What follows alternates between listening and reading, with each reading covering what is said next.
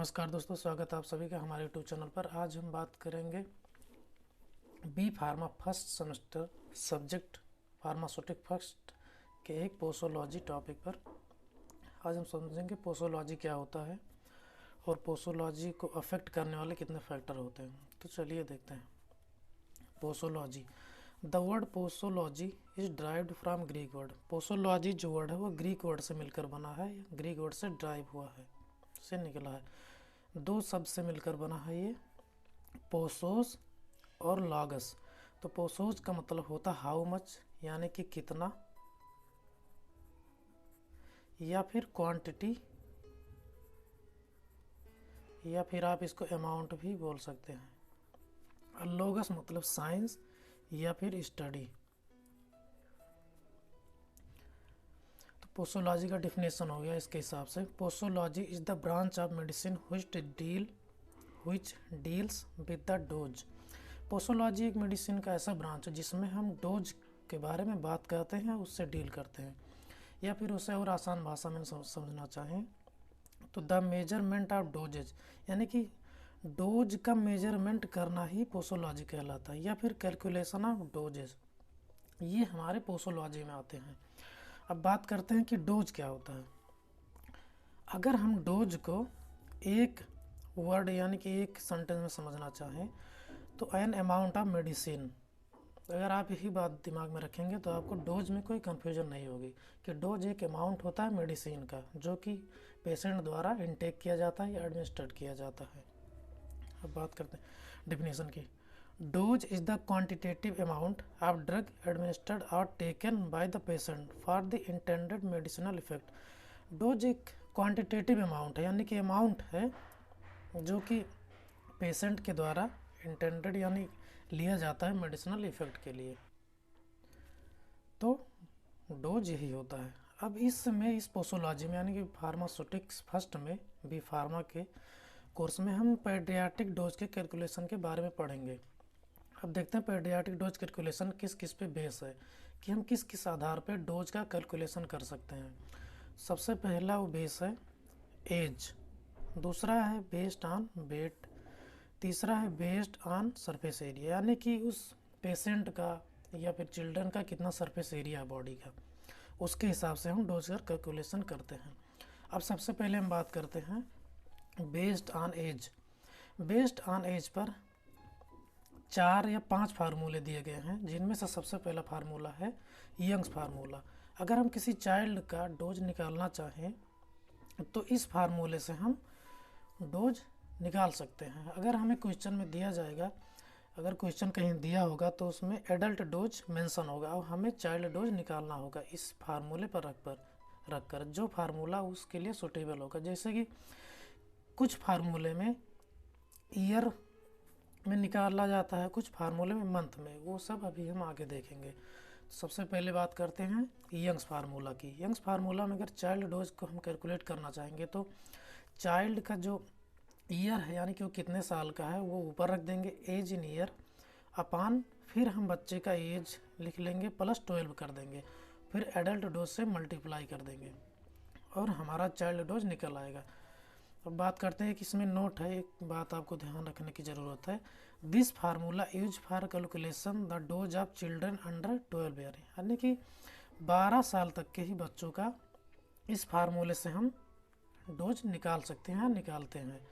जैसे कि एक क्वेश्चन हम देखते हैं, if the adult dose is 60 mg and child is 4 year. अगर किसी कोई चाइल्ड है, बच्चा हो 4 साल का है और एडल्ट डोज है 60 mg, तो हमें चाइल्ड डोज निकालना है। हमें अगर मान लीजिए वो दवा किसी बच्चे को देना है तो कितना देना होगा, तो इस फार्मूले से हम निकालते हैं। फार्मूला हमारा क्या है, child dose equal to age in year upon age plus 12 into adult dose. तो देखिए चाइल्ड डोज CD मतलब चाइल्ड डोज, चाइल्ड का ये कितने साल का है, 4 साल का, फिर हमें एज रखना है, एज रख दिए, फिर 4 प्लस 12 इंटू 60, यानी कि एडल्ट डोज, ये जो 60 यहाँ पर है एडल्ट डोज है हमारा। अब बात करते हैं चाइल्ड डोज को, हम इसको 2 से काट सकते हैं। सबसे पहले इसको हम जोड़ लेंगे, 12 प्लस 4 16, और फिर 2 से हम काट देंगे, 2 दूना 4, 2 8 16 इंटू 60।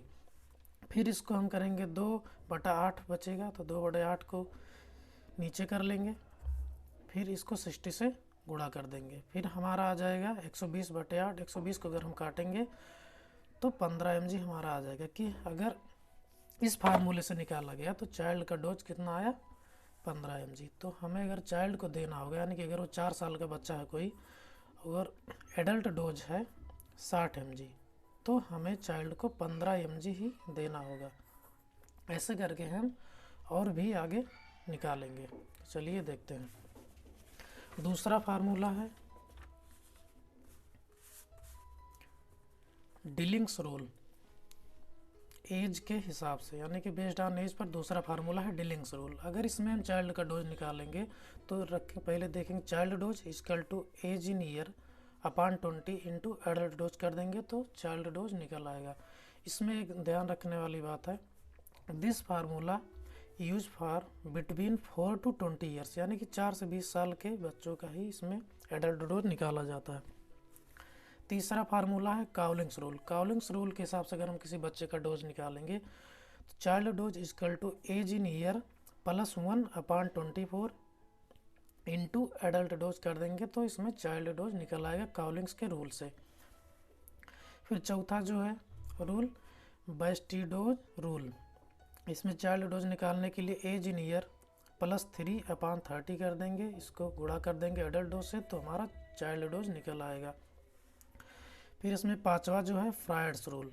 फ्राइड्स रूल के हिसाब से अगर हम किसी बच्चे का डोज निकालेंगे तो एज इन मंथ अपॉन 150 कर देंगे। देखिए अगर कोई बच्चा मंथ में मान लीजिए 8, 9, 10 महीने का है तो उसके लिए ये फार्मूला ज़्यादा उपयोगी होगा।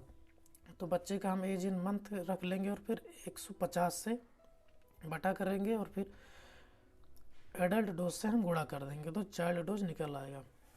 अब बात करते हैं दूसरा जो हमारा था based on body weight. Body weight के हिसाब से हमारे सिलेबस में एक फार्मूला दिया गया है, इस फार्मूले का नाम है क्लार्क्स फार्मूला। इस फार्मूले के हिसाब से अगर हम चाइल्ड डोज निकालना चाहेंगे तो वेट इन केजी अपॉन 70 कर देंगे, फिर इसको गुणा कर देंगे एडल्ट डोज से।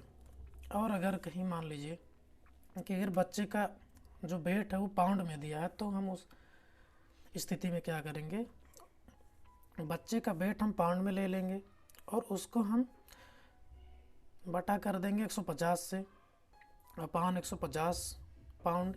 अगर पाउंड में हुआ तो इन केस ऑफ पाउंड, फिर एडल्ट डोज से मल्टीप्लाई कर देंगे तो हमारा चाइल्ड डोज निकल आएगा। फिर जो थर्ड इसमें है बेस्ड ऑन सरफेस एरिया या फिर बॉडी सरफेस एरिया। इस केस में हम चाइल्ड डोज को निकालेंगे, बॉडी सरफेस एरिया उस चाइल्ड का ले लेंगे अपॉन 1.73 मीटर स्क्वायर। ये जो होता है, ये जो यहाँ पर नंबर दिया है, ये average body surface area of adult का होता है। और फिर हम इसको एडल्ट डोज से मल्टीप्लाई कर देंगे तो हमारा चाइल्ड डोज निकल आएगा इस बॉडी सरफेस एरिया के हिसाब से। चाइल्ड डोज हम निकाल सकते हैं। अब बात करते हैं कौन कौन से ऐसे फैक्टर हैं जो कि पोसोलॉजी को अफेक्ट करते हैं। तो चलिए सबसे पहले हम इस लेक्चर में सिर्फ उस फैक्टर के नाम जानेंगे और अगर हमारा कोई नेक्स्ट वीडियो लेक्चर आएगा तो उसमें हम उन सभी फैक्टर को डिटेल में पढ़ेंगे। तो चलिए देख लेते हैं कुछ फैक्टर के नाम यहाँ। हेडिंग हमारा factor affecting posology. The following factor affect the posology, जिनमें से वेट हो गया, एज हो गया, सेक्स हो गया मेल या फीमेल, रेस हो गया, temperament, climate, occupation, disease, tolerance, mode of administration, frequency of administration, time of administration, additive effect, synergism, antagonism, accumulation, side effect, drug allergy या फिर हाइपर सेंसिटिविटी। इन सभी को हम नेक्स्ट लेक्चर में पूरा डिटेल से पढ़ेंगे। तब तक के लिए धन्यवाद।